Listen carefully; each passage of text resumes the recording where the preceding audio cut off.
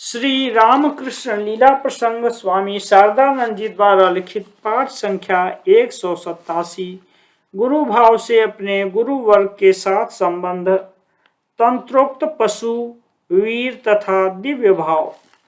श्री रामकृष्ण देव से जहां तक हमने सुना है, तदनुसार भैरवी ब्राह्मणी तंत्रोक्त वीर भाव की उपासक थीं। तंत्रों में पशु, वीर तथा दिव्य, इन तीन भावों से ईश्वर साधना के मार्ग का निर्देश किया गया है। पशु भाव के साधकों के भीतर काम क्रोध आदि पशु भावों का ही आधिक्य होता है, इसलिए उन्हें सब प्रकार के प्रलोभनों की वस्तुओं से दूर रहकर तथा बाह्य शौचाचार के प्रति विशेष ध्यान रखते हुए भगवान के नाम जप, पुरस्चरण आदि में प्रवृत्त रहने को कहा गया है। वीर भाव के साधकों के भीतर पशु भाव की अपेक्षा ईश्वरानुराग प्रबल होता है। काम, कांचन तथा रूप रसादि के आकर्षण उनमें ईश्वरानुराग को ही अधिक प्रबल बना देते हैं। ये सब बातें उनको ईश्वर का ही स्मरण करा देती हैं, इसलिए उनको काम, कांचन आदि के प्रलोभन के अंदर रहकर उनके घात प्रतिघातों से अविचलित रहते हुए ईश्वर में अपने समग्र मन प्राण को अर्पण करने का प्रयास करते रहना चाहिए। दिव्य भाव के साधक केवल वे ही हो सकते हैं जिनके काम, क्रोधादि ईश्वरानुराग के प्रबल प्रवाह से सदा के लिए दूर हो चुके हैं एवं श्वास प्रश्वास की तरह जिनमें क्षमा, आर्जव, दया, संतोष तथा सत्य आदि सद्गुणों का अनुष्ठान स्वाभाविक हो गया है। संक्षेप में इन तीनों भावों के संबंध में इतना ही कहा जा सकता है कि वेदांतोक्त उत्तम अधिकारी ही तंत्रोक्त दिव्य भाव के साधक होते हैं एवं मध्यम अधिकारी ही वीर भाव के तथा अधम अधिकारी ही पशु भाव के साधक होते हैं। वीर साधिका ब्राह्मणी उस समय तक दिव्य भाव की अधिकारिणी नहीं हो पाई थी।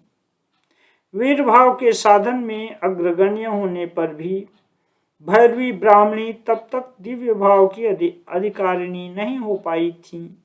श्री रामकृष्ण देव के ज्वलंत दृष्टांत को देखकर तथा उनकी सहायता प्राप्त करने के पश्चात ही दिव्य भाव के अधिकार को प्राप्त करने की आकांक्षा ब्राह्मणी के अंदर हुई थी। ब्राह्मणी ने देखा कि सिद्धि यानी भांग या कारण मंत्रपूत मदिरा को ग्रहण करना तो दूर रहा, कारण का नाम सुनते ही श्री रामकृष्ण देव जगत कारण ईश्वर भाव में विवल हो जाते हैं। स्त्री मूर्ति की, चाहे वह सती हो अथवा नटी, देखने मात्र से ही उनके हृदय में श्री जगदम्बा की ह्लादिनी तथा संधिनी शक्ति की बात उदित होकर उनके अंदर उनके हस्त आदि अंग सिकुड़ने लगते हैं। ऐसे ज्वलंत पावक के समीप रहकर किसका ईश्वरानुराग उद्दीप्त नहीं होता हो? ऐसा कौन है जो इस 2 दिन के विषय वैभव आदि के प्रति आसक्त होकर ईश्वर को ही अपने से भी अपना चिर आत्मीय रूप से ग्रहण किए बिना रह सकता हो?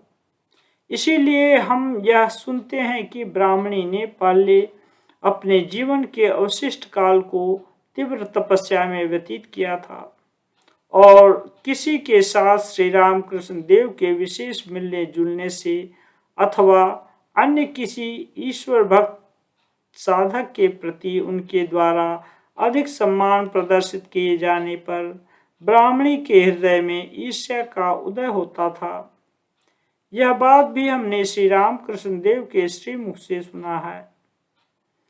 उक्त विषय के प्रमाण, अत्यंत लाडला बालक यदि बड़ा होने पर घर के और किसी से प्रेम करने लगे अथवा उसका आदर सम्मान करने लगे तो उसकी दादी या अन्य किसी वृद्ध आत्मीय महिला के, जिसके द्वारा उस समय तक उसका लालन पालन होता रहा है, हृदय में जिस प्रकार ईर्ष्या, दुख तथा कष्ट होने लगता है, श्री रामकृष्ण देव के प्रति ब्राह्मणी का यह भाव भी ठीक उसी प्रकार का था।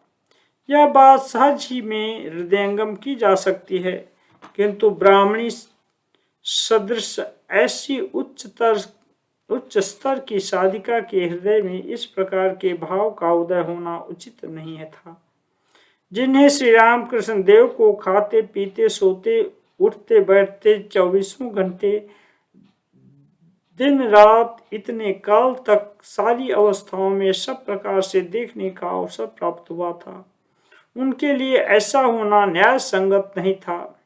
उनको यह जानना चाहिए था कि श्री रामकृष्ण देव का प्रेम तथा श्रद्धा आदि दूसरों के प्रति क्षणस्थायी नहीं थे।